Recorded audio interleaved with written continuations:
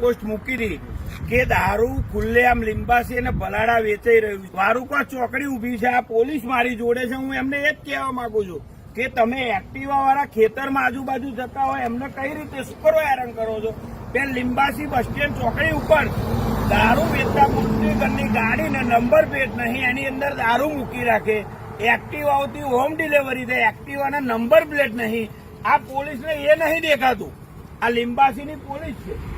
એટલે આમને અત્યારે પૈસા ઉઘરાવવામાં રસ છે. એટલે રાજ્યના ગૃહમંત્રી હર્ષભાઈ સાંઘવીને પણ હું કહેવા માંગુ છું અને ખેડા જિલ્લાના એસપી, તમારા જે આ પોલીસ કોન્સ્ટેબલ મૂકેલા છે એમને કહો કે તમારે કેટલા હપ્તા ઉઘરાવાના હોય છે મહિને, એમને તમે પૂછો. આ લીંબાસીની માતર વિધાનસભાના આવતા ગામડાઓમાં રોજ કોઈને કોઈ રીતે હેરાન કરે છે, તો તાત્કાલિક એમના ઉપર પગલાં લેવામાં આવે.